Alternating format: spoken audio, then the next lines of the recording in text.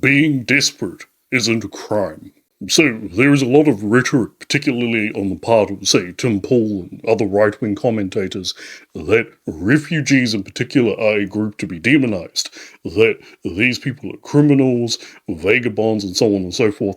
That's the sort of mean-spirited critique, and the sort of, I guess you could say, much softer or nicer critique is that they have a culture that's incompatible with ours, blah, blah, blah, blah, blah.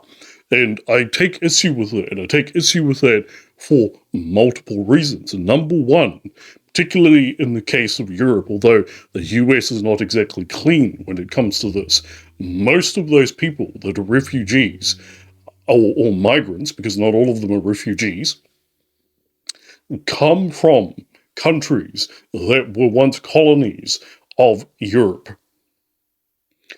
And if not, technically are still colonies, particularly in the case of France, especially with La France-Afrique, that is, the arrangement that they have within Africa, in which they have a presence within Africa.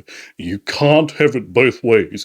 You cannot have French corporations dominating in parts of Africa such as Cameroon or Mali, and keep immigration quotas to a minimum.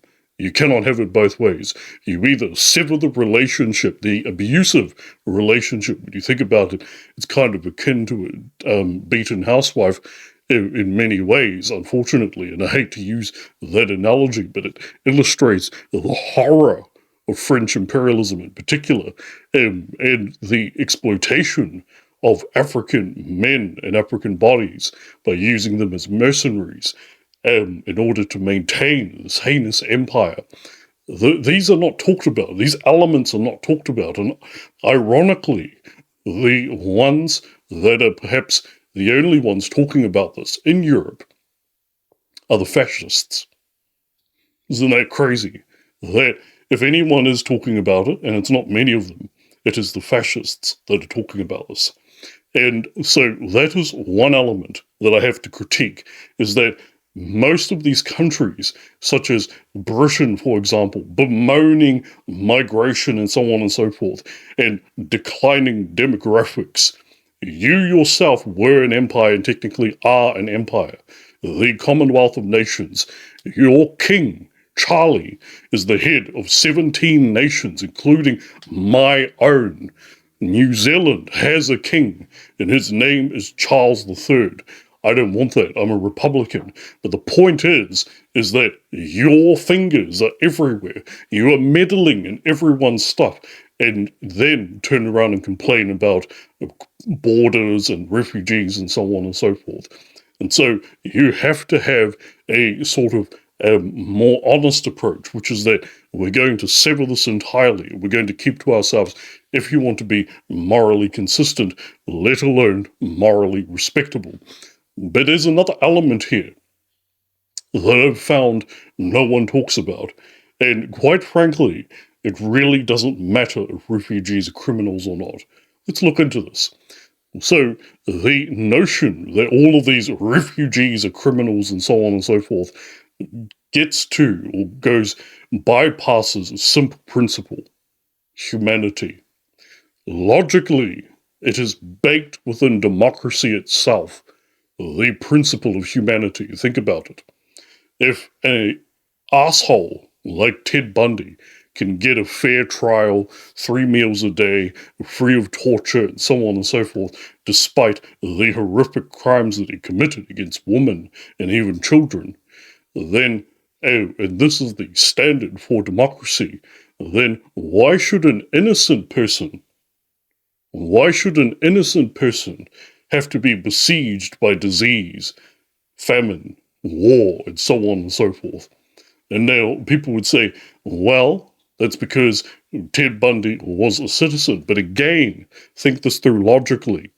Democracy itself logically leads to the principle of humanity. It cannot work any other way. And so, while it may not necessitate you taking in these people into your country, it does necessitate international cooperation. The fact of the matter is that there needs to be economic and broad economic justice globally. And this requires political cooperation globally. Think about it like this. The Fukushima disaster with Japan. There was a very real possibility that much of the island of Japan would have been irradiated. Where would they go? That's 130 million people centrally displaced, made into refugees, and it is unacceptable that they simply squander in radioactive, what would eventually have been a radioactive wasteland. No, it is fortunate, it is wonderful that they managed to get that under control, but nonetheless, that was a very real possibility, and Fukushima came under control because of international cooperation. Foreign scientists were brought in and so on and so forth. And so this needs to be the case everywhere. There needs to be international cooperation so as to eliminate the crises that create refugees in the first place.